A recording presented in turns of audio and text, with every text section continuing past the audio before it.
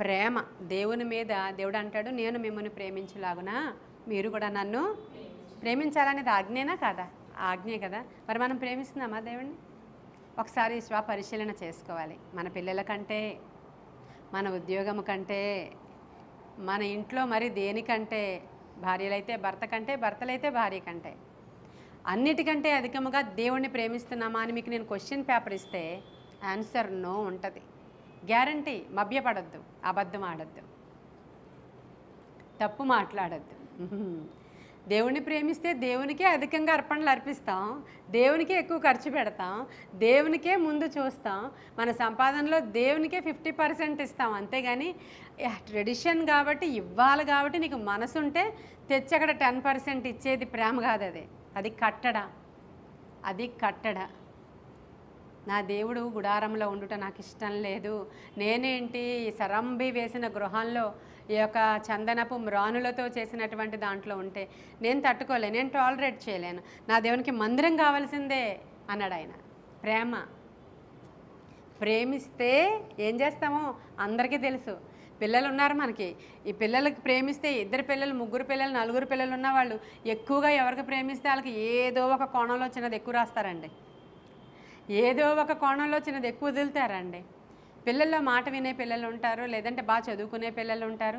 తల్లిదండ్రులకు వేరియేషన్స్ ఉంటాయి అన్నమాట. అదిగో నువ్వైతే నీకు పెద్దదానికే చూస్తున్నావు కాబట్టి నేను చిన్నదానికి చూస్తాను, నీకు వేరియేషన్ అని ఇలాంటివి ప్రతి ఇంట్లో కొంచెం ఉంటాయి. కానీ ఒప్పుకోం, కానీ ఎక్కడో చిన్నది ఖచ్చితంగా ఉంటుంది. ఎందుకని యాకోబు ఏశావు పుట్టేటప్పుడు కూడా పెద్దవాడు చిన్నవాడికి దాసుడు అవుతాడనేది అక్కడే ఉంది, ఇక్కడ ఉండడంలో వింతమీ లేదు, అక్కడే ఉంది. ఎందుకయ్యా? ఎందుకు? వాళ్ళిద్దరిలో కడుపులో ఉండగానే వాళ్ళు ఏం చేశారు చెప్పు?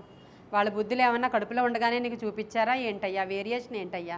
ఎందుకయ్యా దాసుడు అవుతాడు, వీడెందుకయ్యా తిరిగిపోతూ అవుతాడు?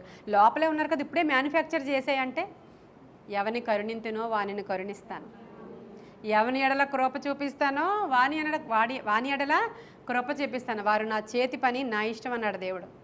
అర్థం చేసుకోవాలి మనం, అంతే కదా. ఆయన పరమకుమ్మరి, మనము కేవలము జిగట మన్ను. మన మీద ఆయన కనికరము దిగి వచ్చేటట్టుగా మనం ప్రార్థన చేసుకుంటే, మన ప్రవర్తన ఉంటే ఖచ్చితంగా దేవుడు మన వైపు తిరుగుతాడు. ఇది నూతన నిబంధన. హల్లెలూయా.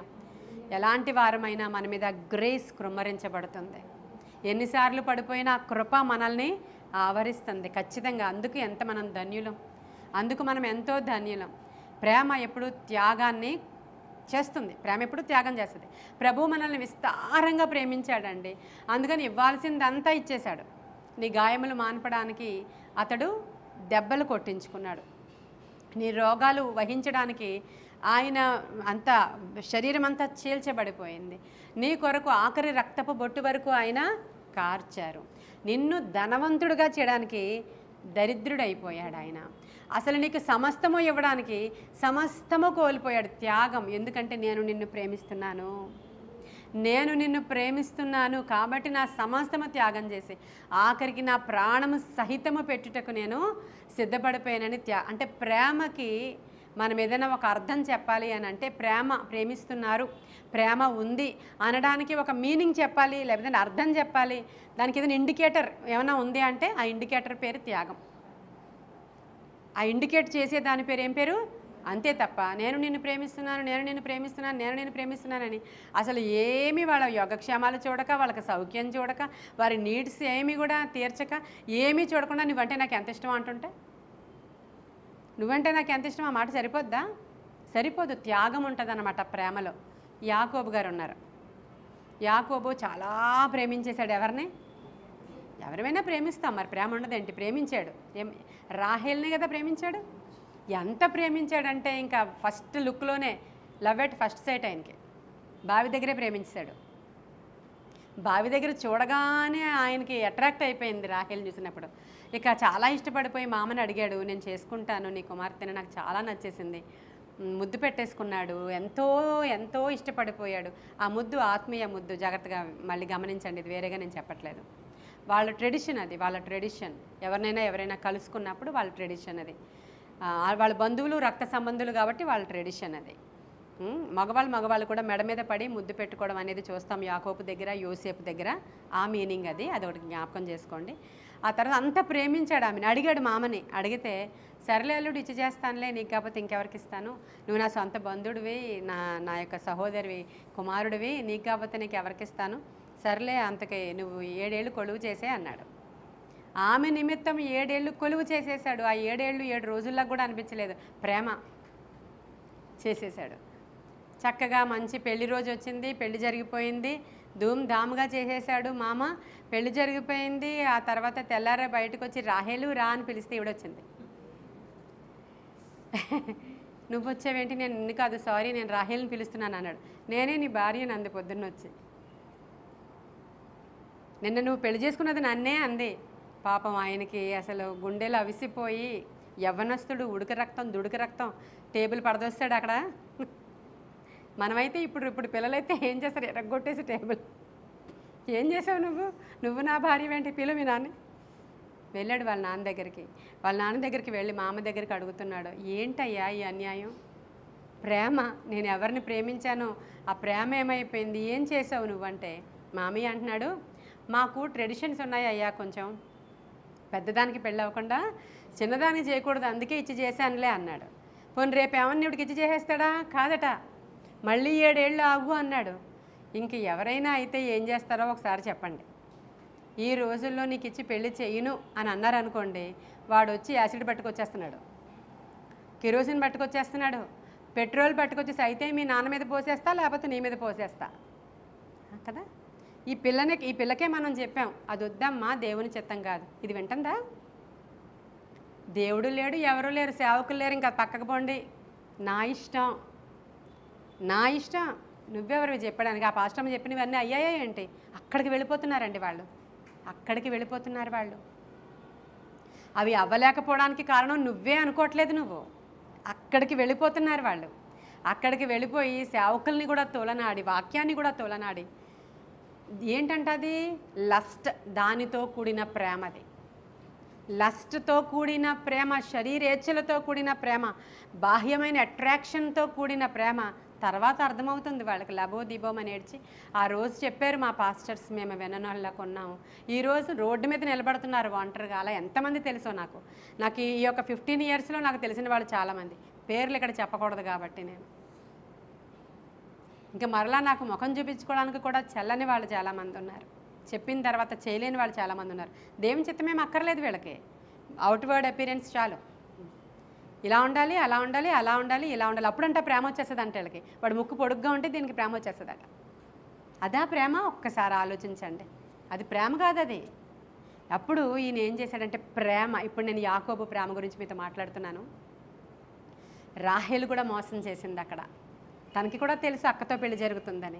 ఒక్క మాట చెప్పలేదు బావతో, ఒక్క మాట చెప్పలేదు. మోసం చేసింది మామ మోసం చేశాడు. ఇంకా లేయా నిమిత్త మాతృరాలు, ఆవిడ మనం ఏం అనలేం.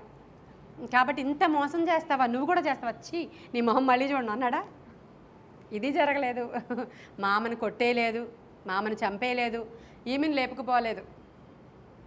నేను మళ్ళీ 7 సంవత్సరాలు నేను ఆగలేను. కావాలంటే పెద్దదానికి పెళ్ళి రోజు అయిపోయింది కాబట్టి రేపు చేసే నాకు అంతే, అయిపోద్ది కదా పెళ్ళి, ఇద్దరిని ఒకసారే చేసేసుకుంటానని తొందరపడలేదు.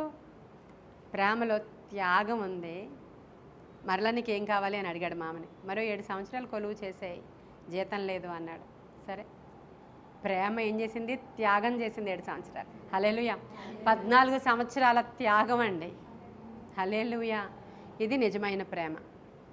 దేవుణ్ణి ప్రేమిస్తున్నాము అంటే దేవుని కొరకు ప్రాణాలు ఇవ్వడానికి కూడా వస్తామండి మనం అందరం. అది నిజమైన ప్రేమ. ఆయన నువ్వు నీ ప్రాణాల వరకు తీసుకోడు. ఇప్పుడు ప్రాణం తీసేసుకున్నాడా? ఇక్కడ దావీదు తాగేశాడా? వాళ్ళ రక్తాన్ని తాగేశాడా అండి? ఈ రాజు కంటే గొప్ప రాజు మన దేవుడు. ఈ రాజు కంటే గొప్ప రాజు మన దేవుడు. ఆయన నీ ప్రతి పరిస్థితిని ఎరిగినవాడు. నీకు ఇచ్చేవాడే తప్ప నీ దగ్గర నుంచి బలవంతంగా ఇదిగో నాకు ఇన్ని కావాలి అన్ని కావాలి అని అడిగేవాడు కాదు. మీకా గ్రంథంలో మంచి మాటలు ఉంటాయి. ఏమి తెచ్చి నేను స్తుతిస్తానయ్యా? 1000 కొండల మీద నుంచి పశువులు తెస్తానా? 1000 పొట్టేళ్లను తెస్తానా? వేలాది నదులంత విస్తారమైన తైలము నీకు ఇస్తానా? ఏమి తెచ్చి నిన్ను స్తుతించెదను? హల్లెలూయా. ఇది ఒక భక్తుడి యొక్క హార్ట్. హార్ట్. నీవు నేను దేవుణ్ణి ప్రేమించడం నేర్చుకోవాలి. ఎంతసేపు అవసరతలు అవసరతలు అవసరతలు వచ్చేసాం. అర్థమవుతుంది ఏంజిల్? ఈ ఏజ్ నుంచే మనం ఏం చేయాలా? దేవుణ్ణి ప్రేమిస్తే మనం పెద్ద అయిపోయాక కూడా ఆ ప్రేమ మనలో నుంచి వెళ్ళదు. చిన్నప్పటి నుంచి నాకు చాలా ఎక్కువ ప్రేమ ఉండేది దేవుడు అంటే, చాలా ఎక్కువ ప్రేమ ఉండేది.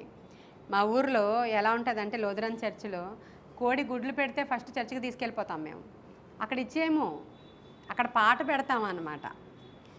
మావే ఆ గుడ్లు మావే అని అక్కడే కూర్చునేదాన్ని అనమాట.